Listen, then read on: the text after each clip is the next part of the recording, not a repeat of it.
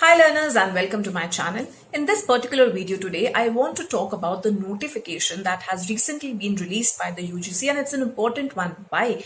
Because it talks about these new rules regarding the NET paper, the JRF and the PhD entrance examination, okay? Because now you do not have to appear for a separate PhD entrance examinations as used to be the case previously, that जब आप पहले PhD अगर आप pursue करना चाहते थे तो आपको अलग अलग यूनिवर्सिटीज के लिए अलग अलग एंट्रेंस एग्जामिनेशंस देने होते थे अगर आपका नेट क्लियर नहीं है तो, right? But now with this particular thing that actually has been taken away. So let's first of all look at the categories that the UGC has now made.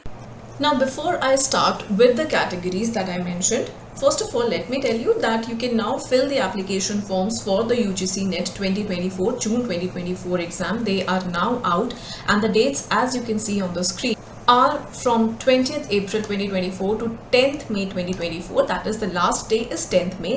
Also note here that the date of examination is given to be June 16th 2024. I will leave the link to the NTA website in the description box below. Check that out. And now let's look at the categories that I was mentioning. Now let's look at the three categories. Category 1, that is the award of JRF and appointment as assistant professor. What does that mean?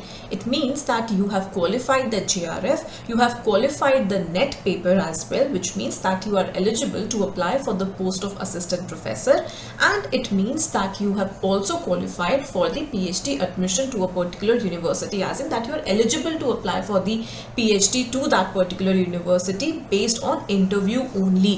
Okay, अब आपका सिर्फ direct interview होगा जिस भी university में आपको admission चाहिए, right? And on the basis of your interview, you will be selected for the PhD, right?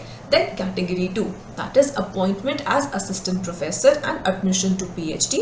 This means that you have not qualified the JRF, तो आपको JRF नहीं मिला है, but then you have qualified the NET paper only, means that you are eligible to apply for the post of assistant professor, and again that you can apply for the PhD admission as well.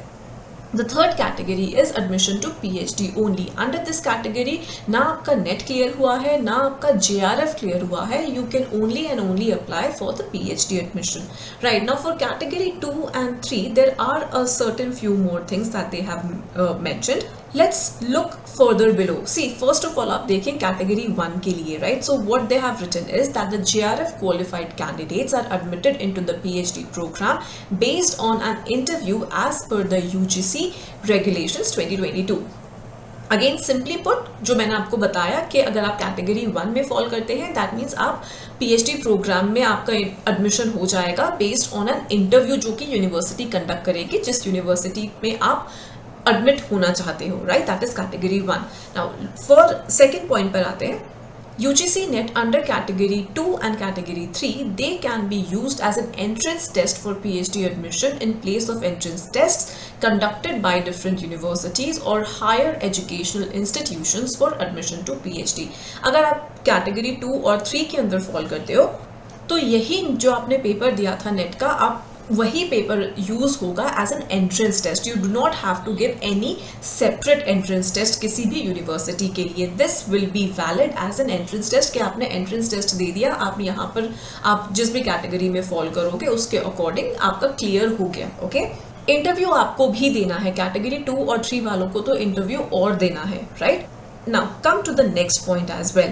For candidates qualified under the category 2 and 3, the marks obtained in the NET will have 70% weightage and 30% weightage will be based on the performance in the interview or the viva conducted by the university concerned. The PhD admission will be based on the combined merit of NET marks and the marks obtained in the interview. Now look at this particular thing. What are they saying here is that for the candidates who fall under category 2 and category 3, that means who have qualified the NET paper and the PhD entrance and who have only qualified for the PhD entrance, ये वाले जो candidates हैं उनके जो net में marks आए हैं उनका 70% वेटेज यूज किया जाएगा. ओके, और इंटरव्यू का जो परफॉर्मेंस होगा उसकी वेटेज 30% होगी. दोनों को कंबाइन करके जो रिजल्ट आएगा उसके बेसिस पर आपका पीएचडी एंट्रेंस होगा. Now this was not the case for category 1 students. Category candidates who were falling under category 1, उनके साथ ये वाला चीज नहीं है. व्हाई? बिकॉज उनका एडमिशन जो होगा वो सिर्फ और सिर्फ इंटरव्यू के बेसिस पर होगा. उनके लिए जो नेट का पेपर है उसकी कोई वेटेज नहीं है.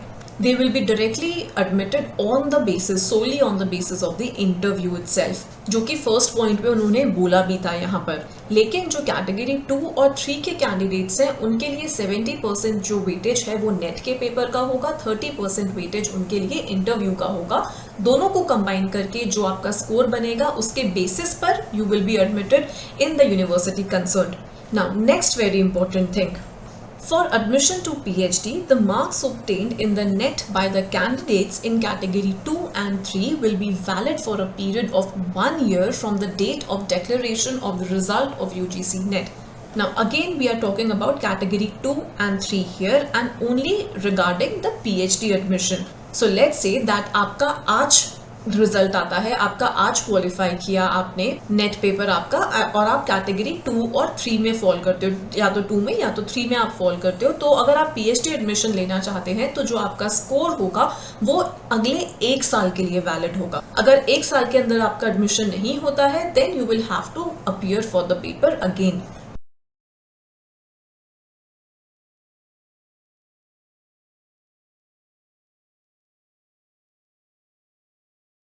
There's one more change that they have made this particular time, and this is, as you can see from here, that NET 2024, that is June 2024 attempt, it will be conducted in OMR based mode as per the time schedule specified.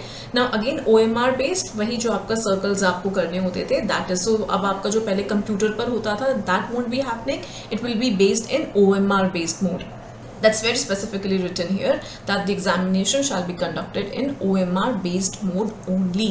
With this, I would like to end this particular video, and in case you have any doubts whatsoever, feel free to comment below and I will try my best to answer them. All the best to you and take care, and I'll take your leave here and I'll meet you soon in the next video.